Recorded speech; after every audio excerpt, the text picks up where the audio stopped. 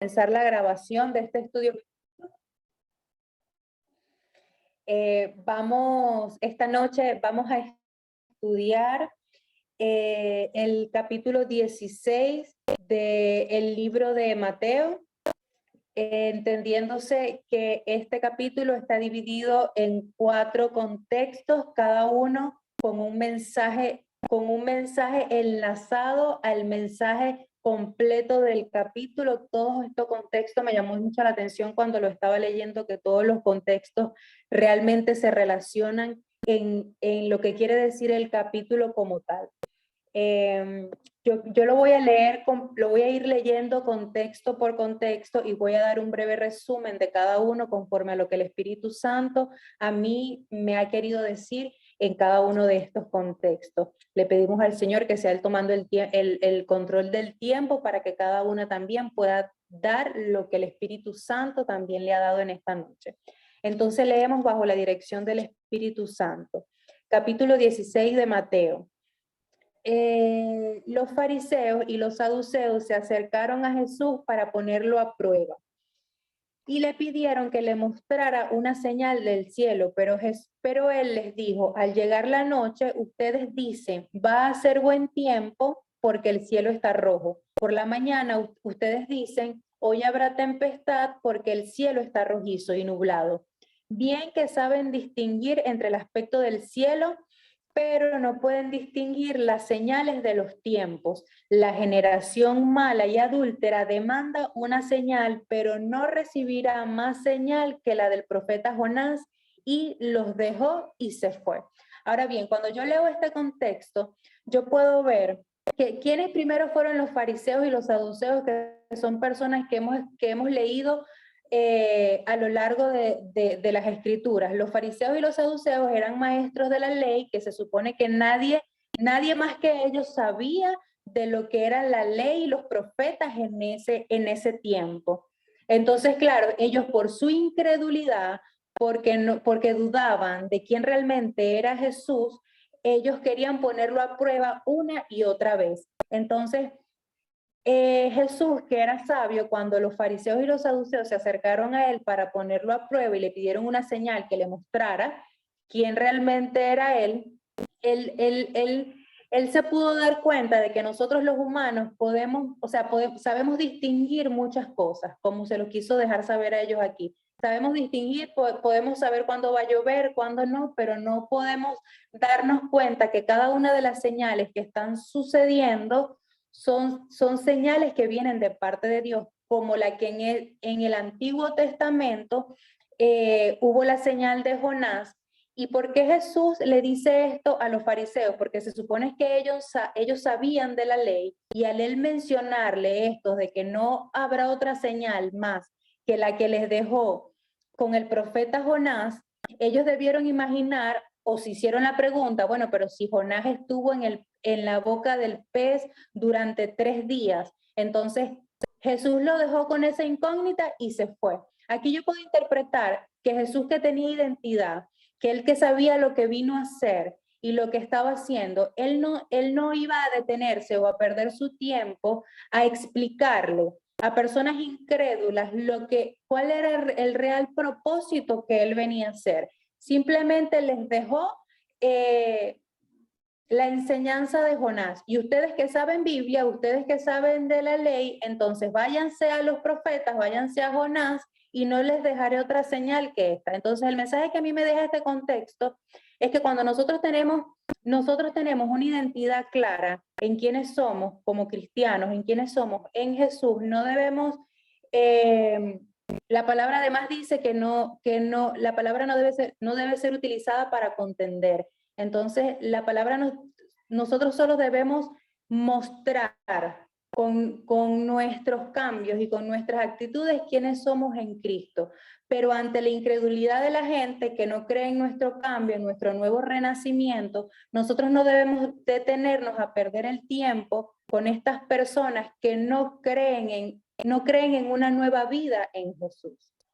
Ahora bien, seguimos con el segundo contexto que habla sobre la levadura de los fariseos, y dice que los discípulos llegaron al otro lado llegaron al otro lado, pero se olvidaron de llevar pan.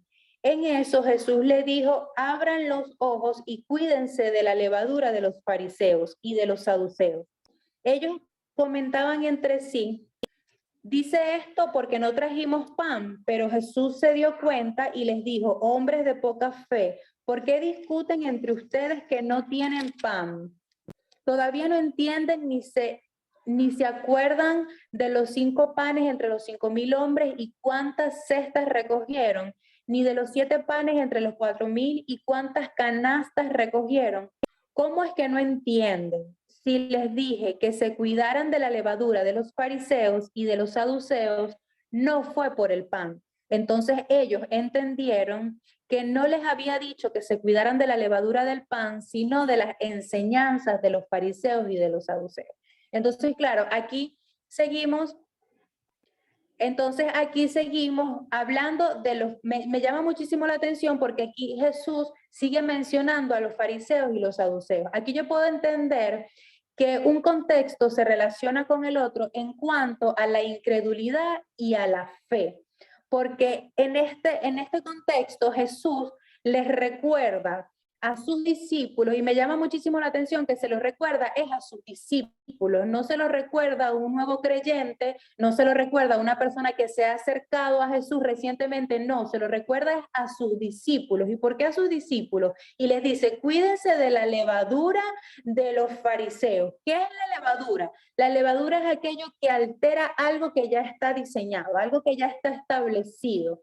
Entonces, cuando él le dice, cuídense de la levadura, es porque ya los discípulos se supone que si están con Jesús, ya ellos conocen y han visto señales, han visto milagros, han ido en un acompañamiento con Jesús y han visto muchas cosas. Entonces, cuando él le dice, cuídense de la levadura, yo lo puedo ver que cuando yo leo aquí al principio del contexto que dice, cuando los discípulos llegaron al otro lado, si yo lo llevo al ámbito espiritual, yo puedo entender que cuando nosotros como discípulos crecemos espiritualmente, vamos a un nuevo nivel de fe. Pienso que entre cuanto más vamos creciendo, más van a ser los ataques de parte, o sea, más van a ser las personas que Satanás puede usar para venir a confundir el mensaje real que el Señor quiere darnos a través de su palabra. Entonces, cuando él dice, porque me llama mucho la atención, el que él se dirige es a sus discípulos, no se está dirigiendo a un nuevo creyente, y le dice a sus discípulos, cuídense de la levadura de los fariseos.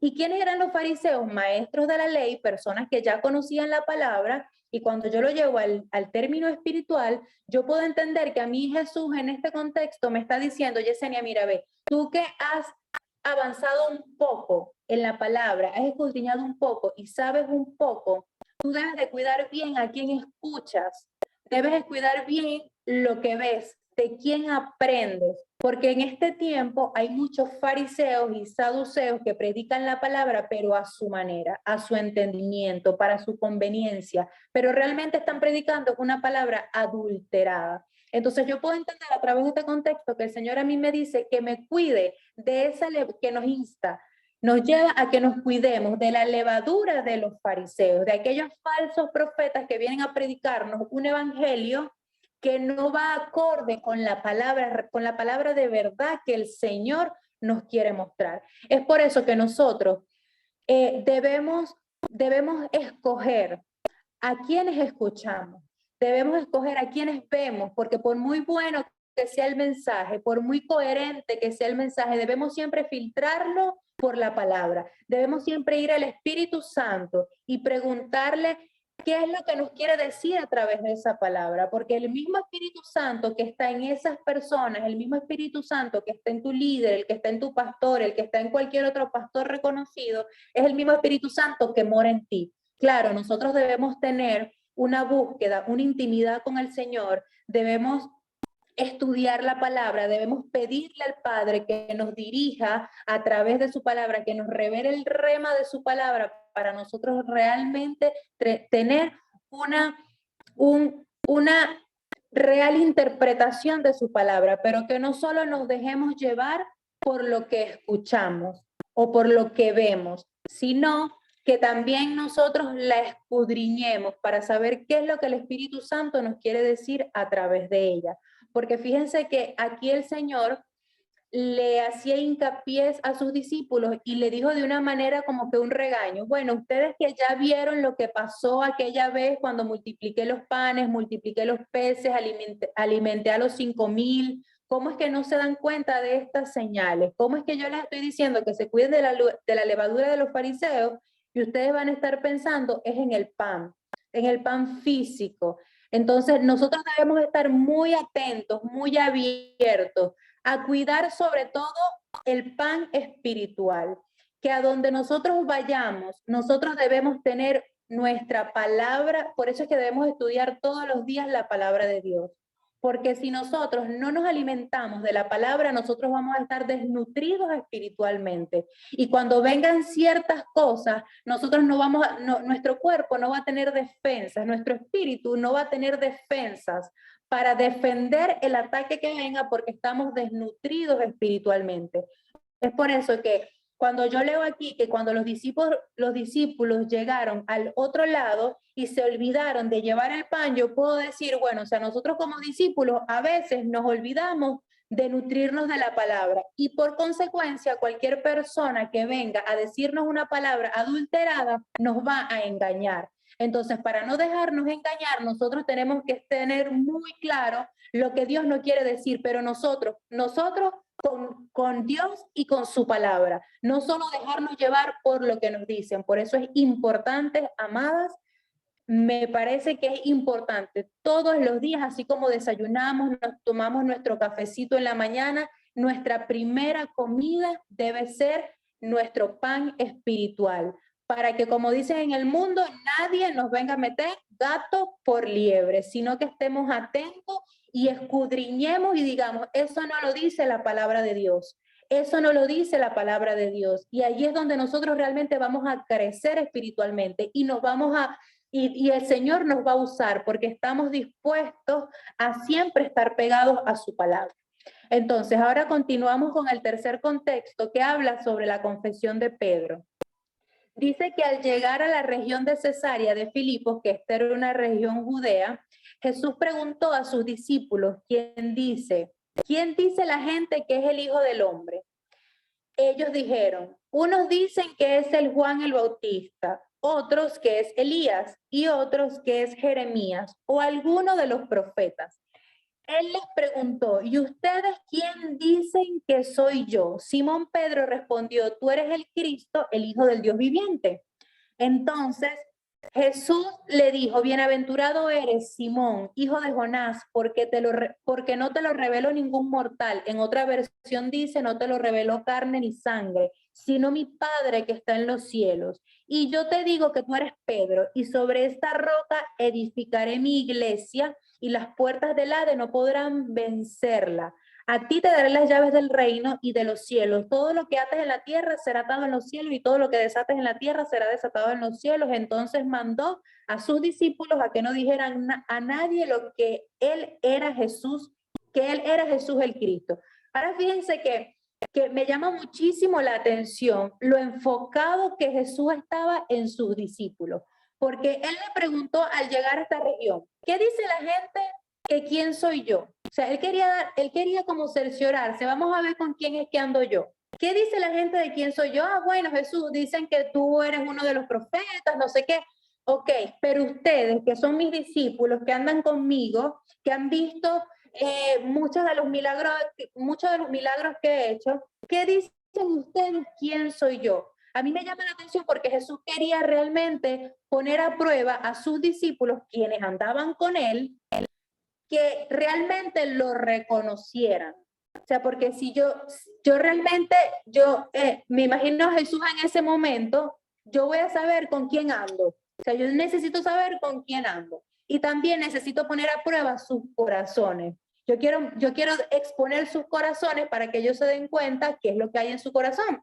En este caso, Pedro le contestó y reconoció a Jesús como el Hijo del Dios viviente.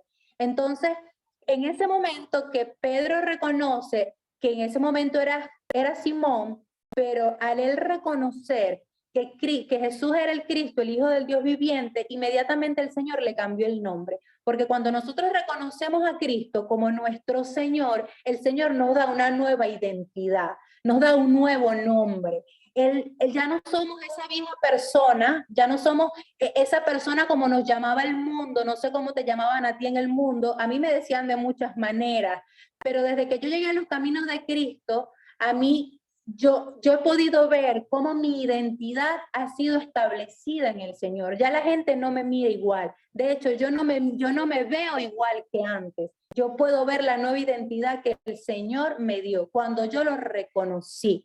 Porque cuando lo reconocemos, Él viene a cambiar, Él viene a restaurar, Él viene a renovar. Y no solo eso, sino que viene a bendecir tu vida de la manera en como bendijo la de Pedro en este momento, que no solo le cambió el nombre, sino que le entregó las llaves de los cielos, le dio la autoridad. Cuando tú le entregas las llaves de tu casa a alguien, cuando tú le entregas las llaves a alguien es porque esa persona tiene la potestad para abrir y cerrar esa puerta, porque Él es el sacerdote, el que administra. De esta manera yo puedo ver cómo el Señor a Pedro le entregó un sacerdocio y le dijo que todo lo que ate en la tierra será atado en los cielos, que todo lo que Él desate también será desatado en los cielos. Y esa misma autoridad, esa misma potestad, ese mismo sacerdocio lo tenemos nosotros por medio de Cristo cuando lo reconocemos. Entonces, en el momento que usted y yo aceptamos a Cristo como lo reconocimos como el Hijo del Dios viviente, como nuestro único y suficiente Salvador, Él nos ha entregado la autoridad, Él nos ha dado la identidad como hija, como coheredera de cada una de las promesas de su palabra, y nos ha dicho que todo lo que atemos aquí en la tierra será atado en los cielos y todo lo que desatemos será desatado en los cielos. Por eso nosotras debemos cuidar lo que decimos, lo que hablamos, porque en nuestra boca hay poder para vida y para muerte. No solo para bendecir, sino también para maldecir. No solo a las demás personas, sino también a nuestra propia vida. Cómo nosotras nos vemos, cómo nosotras nos dirigimos hacia nosotras mismas. ¿Quiénes somos nosotras para nosotras mismas? ¿Realmente reconocemos lo que el Señor ha hecho en nosotras o todos los días nos paramos con un pensamiento negativo hacia nosotras mismas? ¿Qué elogios nos damos hacia nosotras como mujeres? Hoy soy vencedora, hoy todo lo puedo en Cristo que me fortalece, hoy voy a triunfar, hoy soy una mujer guerrera, hoy me voy a levantar. ¿Cuál es esa fuerza que nosotras mismas como mujeres, sobre todo, nos damos cada día? Vayámonos a la autoridad que el Señor le dejó a Pedro en este versículo y tomémoslo. Porque la misma autoridad que Él le dio, que le dijo, a ti te daré las llaves del reino de los cielos. Y además le dijo que ni siquiera el Hades podrá vencerlo. O sea, ni siquiera las puertas del Hades, las puertas del infierno podrán prevalecer en tu contra, porque tú tienes poder y autoridad. Entonces, no solo eso, sino que cuando a mí me entregan la llave, una llave, quiere decir que ¿cuál es la primera casa que nosotros debemos cuidar? El templo del Espíritu Santo. Cuando a ti te dan la llave del templo del Espíritu Santo, tú tienes que cuidar lo que tú consumes por los ojos, lo que tú consumes por los oídos. Y entonces este texto no se escapa del texto anterior cuando dice que te cuides de la levadura de los fariseos. Por eso es que quiero mostrarles cómo un contexto se relaciona con otro, porque también habla sobre la incredulidad. Aquí Jesús sigue queriendo exponer la incredulidad y la creencia. En este caso, Pedro, pues creyó y fue bendecido. Pero cuando no creemos, venimos a ser también como los fariseos, venimos a ser incrédulos, viene a apoderarse de nosotros cuando no creemos un espíritu de fariseos y de saduceos, espíritu que hay que reprender, porque no estamos exentas de que en algún momento de debilidad nosotras podamos caer en duda, pero inmediatamente nosotras debemos reconocer cada una de las promesas que el Señor nos dejó y realmente tomar esa autoridad que el Señor nos ha dejado. Entonces, continuamos con el último contexto, que fue uno de los que más me llamó la atención, que es donde Jesús anuncia su muerte y dice, que desde entonces Jesús comenzó a explicar a sus discípulos que él debía ir a Jerusalén a padecer mucho a manos de los ancianos, de los principales sacerdotes y de los escribas, y morir y resucitar al tercer día. Pero Pedro lo llevó aparte. Fíjense aquí, que quiero que presten mucha atención aquí porque es poderoso lo que viene ahora, ¿no? Y dice que Pedro lo llevó aparte a Jesús y comenzó a reconvenirlo. Señor, ten compasión de ti mismo, que esto jamás te suceda. Entonces viene Jesús, pero él se volvió y le dice a Pedro, aléjate de mi vista, Satanás, me eres un tropiezo, tú no piensas en las cosas de Dios, sino en cuestiones humanas. A sus discípulos Jesús le dijo, si alguno quiere seguirme, niéguese a sí mismo, tome su cruz y sígame, porque todo el que quiera salvar su vida, la perderá. Y todo el que pierda su vida por causa de mí, la hallará. Porque de qué le sirve a uno ganarse todo el mundo si se pierde su alma. ¿O qué puede dar uno a cambio de su alma? Porque el Hijo del Hombre vendrá en la gloria de su Padre con sus ángeles y entonces pagará a cada uno conforme a sus obras. De cierto les digo que algunos de los que están aquí no morirán hasta que hayan visto al Hijo del Hombre venir en su reino. Gloria al Señor por esta palabra. Yo me voy ahora a Pedro. Pedro, el que en el contexto exterior le habían entregado las llaves de los cielos, lo habían engrandecido, había creído, en este momento quiso ser piedra de tropiezo del Señor. Ahora, pero yo digo por qué. Pedro fue uno de los discípulos que más estuvo con Jesús. Entonces, cuanto más tiempo tú pasas con una persona, cuanto más tiempo tú estás con algún hábito, vamos a ponerlo así también, tú más te enlazas con eso. Entonces, yo me imagino que en este caso Pedro tenía una conexión almática con Jesús, lo amaba, de tal manera que él quiso decirle, Jesús, ya va, o sea, no permitas que esto te pase. Pero Pedro solo estaba enfocado en su conexión almática que tenía con el Señor, pero no estaba enfocado en el propósito que Jesús tenía que cumplir en ese tiempo. Entonces, como Jesús, que tenía bien claro lo que venía a hacer esta tierra, él le dijo, apártate de mí, Satanás, porque reconoció que aun cuando amaba a Pedro, cuando Pedro era su amigo, cuando le acababa de dar las llaves de los cielos, reconoció que por mucho, tú no vas a ser piedra de tropiezo para mí, porque esto es necesario que yo lo cumpla, porque este fue mi propósito, por esto fue que yo vine aquí a la tierra. Entonces, cuando yo llevo esto al contexto espiritual, nosotros nos rodeamos muchas veces de personas que están siendo piedra de tropiezo en nuestra vida y creemos que son personas que han venido a bendecirnos, pero son personas que realmente no nos han permitido llegar al propósito o al destino profético que el Señor tiene para nosotros, porque nos dan una palabra adulterada. O sea, este contexto no se escapa del primero. Nos dan palabras basadas en la Biblia. Nos dicen, no vayas por allí, pero es que es necesario que tú pases por ese desierto. Es necesario que tú pases por el fuego. Es necesario que tú pases por la escasez. Es necesario que tú pases por la enfermedad. Es necesario que tú te divorcies. Es necesario que tú te separes. Es necesario que tú vivas lo que tengas que vivir. Todo obra para bien para los que amamos, para los que somos llamados conforme al propósito del Señor. Entonces, hay cosas que son por nuestra consecuencia de nuestra desobediencia, pero ese es otro tema. En este contexto, hay cosas que suceden porque tienen que suceder a tu vida. ¿Para qué? Para tu crecimiento espiritual. ¿Para qué? Para que tú llegues al propósito por el cual tú fuiste creado en esta tierra. No fuiste creado para nacer, reproducirte, morir y listo. Fuiste creado para un propósito espiritual. Y el mayor propósito es que nosotros llevemos la salvación, que nosotros llevemos el mensaje de salvación, que nosotros aún con pequeñas cosas, hasta con nuestro testimonio, prediquemos a Jesús. Ese es uno de los principales propósitos.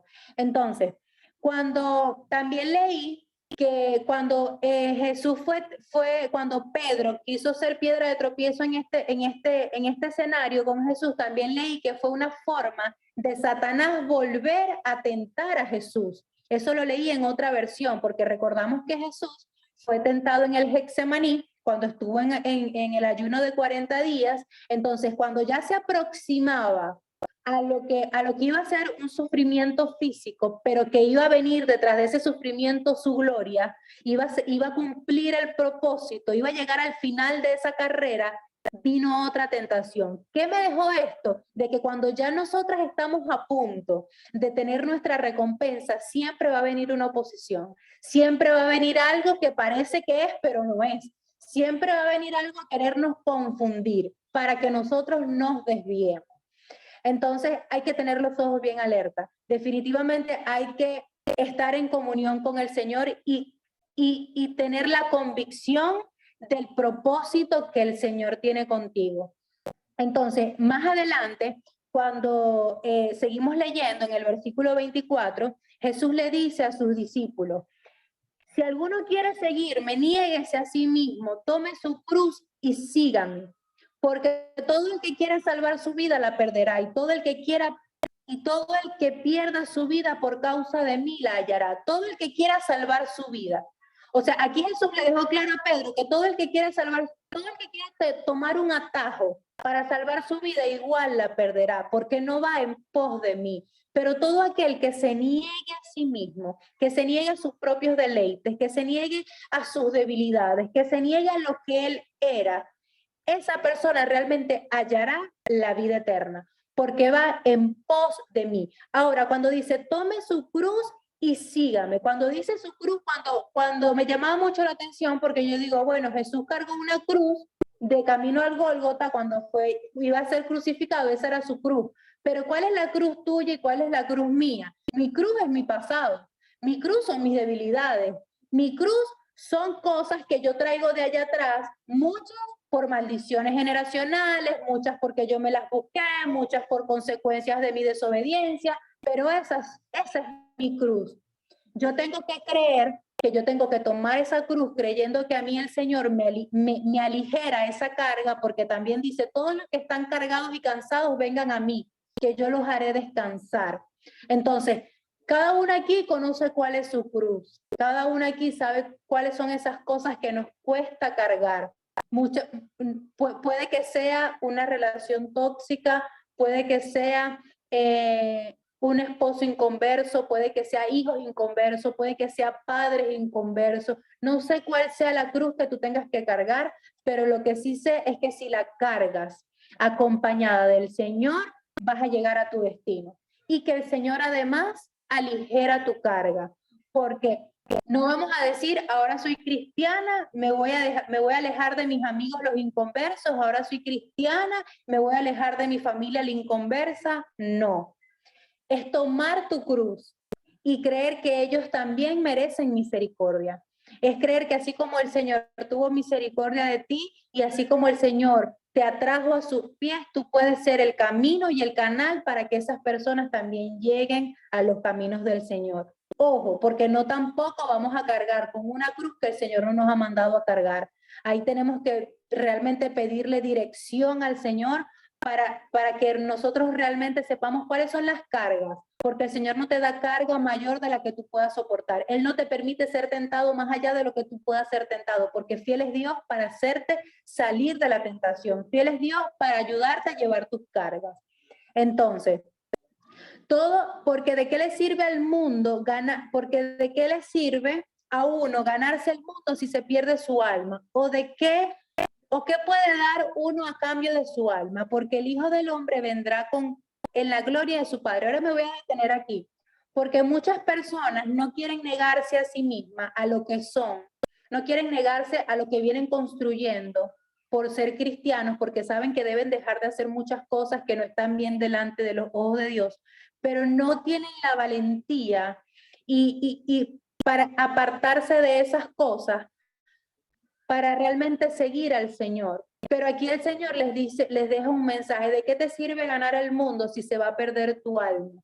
¿De qué te sirve tener muchas riquezas? ¿De qué te sirve tener mucha fama si tu alma al final de esta vida se va a perder? Si realmente existe después de la muerte, existe un lugar a donde va tu alma. O sea, no es que la vida se termina y ya. comienza una vida con o sin Cristo. Entonces, ¿de qué te sirve afanarte por las muchas cosas de este mundo si tu alma se está perdiendo? ¿De qué te sirve trabajar y trabajar y trabajar? El trabajo es bueno y honroso el que trabaja y gana su salario, pero no, pero nosotros debemos dedicar más nuestro tiempo a acumular riquezas en los cielos que en esta tierra. Y quiero dar el ejemplo, ahorita que hay una noticia por allí muy en las redes sociales de un cantante muy famoso de música urbana, de reggaetón y esas cosas, que en uno de sus conciertos comenzó a hablar de Dios y del encuentro que tuvo con el Señor. Y luego de esta presentación, él dice que, porque tuvo muchas críticas de sus fanáticos, de que bueno, ahora se va a poner a hablar de Dios y a predicar y a dar un sermón en cada concierto. Él dejó en sus redes sociales que aquel que no quiera escuchar un mensaje de Dios en sus conciertos, pues él le iba a devolver el dinero de las entradas para que no lo escucharan, pues.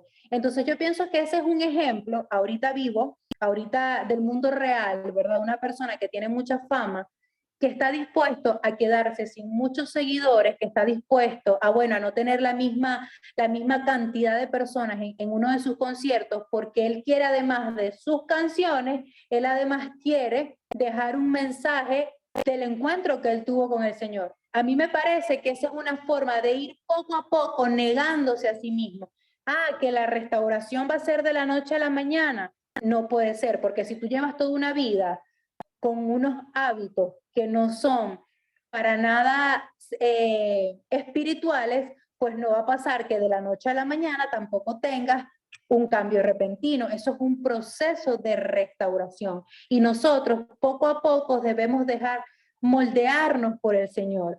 El Señor primero va a comenzar a quitar de nosotros lo que no es de Él. Cosas, hábitos y actitudes que nos alejan de Él. Él va a comenzar a tratar desde adentro hacia afuera, va a comenzar a tratar con nuestro corazón y va a empezar a exponer nuestro corazón. ¿Qué estás dispuesta tú? ¿Qué estoy dispuesta yo a dejar por seguir al Señor? ¿Cuáles son esas cosas que además de que nos hacen el recorrido más tedioso, nos detienen en la carrera al Señor? Hay cosas que nos perturban. Por ejemplo, o sea, en un día a día de nosotras, ¿qué nos permite llegar en un día, en la noche, a la oración? Llegó la noche, berro, hoy no oré en la noche, pero ¿por qué? Cuando tú te pones a evaluar tu día, ¿en qué enfocaste toda tu energía del día? Que al final del día tú no le pudiste dedicar 10, 15, 20 minutos, cuantos minutos tú quieras, para inclinarte ante la presencia del Señor, para darle gracias, para dedicarte a Él, para leer la Biblia, para pasar una semana sin abrir la Biblia, para ser personas que van solo los domingos a la iglesia, para no buscar del Señor. ¿En qué nosotras estamos enfocadas en cada uno de nuestros días? Es decir, ¿qué no estamos dispuestas a sacrificar para acercarnos más al Señor? Eso es lo primero que el Señor va a exponer, que hay en nuestro corazón. ¿Cuál es ese Dios que está en nuestro corazón? Porque fíjate que esto no se escapa tampoco del primer contexto cuando Jesús le decía a los fariseos que la generación mala y adúltera demanda una señal. ¿Quién es la generación mala y adúltera? ¿Quiénes son los adúlteros? Aquellas personas creen en Dios, conocen a Dios, pero también tienen su confianza puesta en otros dioses. Pueden ser en el dinero, tienen entronado a sus hijos en el corazón, tienen entronado a su familia, su esposo es primero que el Señor, sus finanzas es primero, yo tengo que hacer este proyecto primero y dejo para Dios luego. A esa generación adúltera es la que el Señor excluye, porque el Señor no quiere cristianos tibios, porque a mí me llama muchísimo la atención de este capítulo que el Señor habla sobre todo de sus discípulos. Él en cada uno de los contextos le habla es a sus discípulos, no le habla a un nuevo creyente, no le habla a la multitud, no, le está hablando es a sus discípulos, le está hablando es a gente que ya conoce palabra y los relaciona con los fariseos, gente que también conocía de la ley. Entonces, ¿qué quiere ser? ¿Un discípulo que realmente tenga un espíritu fariseísta o un discípulo que realmente quiera ser como Pedro y reconocerlo en todos sus caminos? Un discípulo que esté dispuesto a cargar su cruz, a cargar a reconocer las debilidades que tienes delante del Señor y decir, Señor, mira, esto es lo que soy, esto es lo que tengo, pero no quiero ser así, no quiero hacer esto, ayúdame porque quiero crecer en ti. Entonces, de cierto les digo que algunos de los que están aquí no morirán hasta que hayan visto al Hijo del Hombre venir en su reino. Yo pienso que aquí cada una va a tener un encuentro con el Señor. Todas.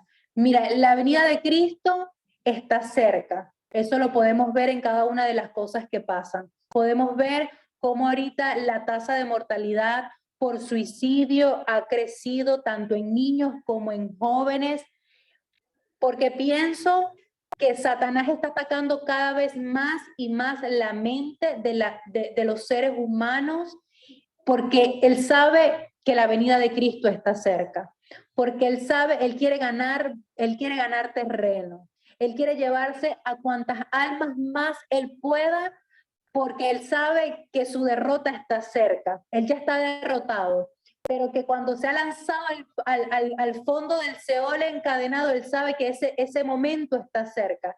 Entonces, las señales están dadas, pero nosotros no debemos ser esos discípulos tibios, o somos fríos o somos calientes, porque como lo dice en Apocalipsis, si eres tibio te vomitaré de mi boca. Ocupémonos a manos del Señor en ser personas que estemos dispuestas a cargar con nuestra cruz y seguir en pos de Jesús, a dejar lo que tengamos que dejar. No es fácil, se lo dice una persona que sabe que no es fácil, pero con el Señor se puede. Es un día a día, es un todos los días, es un día a la vez, es un todos los días me voy a dedicar a crecer más en el Señor. Es una decisión. Así como decidiste aceptar a Jesús, también decide caminar en Él, con Él y para Él. Este es mi mensaje. Yo de verdad oro al Padre para que esta palabra entre y penetre en sus corazones, para que cada una de las enseñanzas que deja aquí el capítulo 16 de Mateo nos redarguya, nos lleve al verdadero arrepentimiento, nos lleve a creer indiscutiblemente, nos lleve a creer que sin fe es imposible agradar al Señor, nos lleve a permanecer en esa fe. En el nombre poderoso de Cristo Jesús. Oro al Padre para que esta palabra, Señor, se arrema en los corazones de estas mujeres y de cada persona, Señor, que vaya a escuchar este audio. Yo oro para que tu palabra, Señor, produzca fruto al 100%. Padre, que lo que quiera venir a robar, la palabra que aquí se ha dejado, Señor, sea reprendido, atado y echado fuera en el nombre de Jesús. Señor, yo tomo la autoridad que tú me has dado, así como se la dejaste a Pedro, mi rey, tomo esa autoridad, ese sacerdocio. Tú me has dicho que lo que yo ate aquí en la tierra será atado en los cielos. Por eso yo quiero atar todo espíritu de incredulidad, todo espíritu de fariseísmo, todo espíritu de saduceo, Señor, que quiero operar en las mentes de aquellas personas, Señor, que ya han creído en ti, de aquellas personas que aún conocen palabra, que aún conocen, Señor, tus escrituras, Señor, pero siguen moviéndose por sus emociones, siguen moviéndose por lo que ven, Señor, porque tú dices en tu palabra que no es por vista, es por fe. Yo oro, Padre, para que tú nos vivifiques en esta palabra, para que tú nos lleves, Señor, a creer con los ojos cerrados siempre en ti, que aunque lo que veamos, Padre, no sea congruente con lo que nosotros estamos creyendo, Señor, nosotros permanezcamos firmes, confiadas en que todo lo podemos en ti, Señor, en que vamos a alcanzar la meta, Padre, como lo decía Pablo. No me enfoco en lo que está atrás, sino en nuestro premio, en ese supremo llamamiento. Nos enfocamos en esa meta, Señor, en creer en ti, en creer, Padre, que vamos a ser nuevas criaturas, en creer que tú que comenzaste la buena obra en nosotros la vas a perfeccionar hasta el día de Cristo. Oro para que esta palabra entre en sus corazones en el nombre poderoso de Jesús y tengamos la autoridad en todo momento que el Señor nos ha dejado. En el nombre poderoso de Jesús. Amén, amén y amén.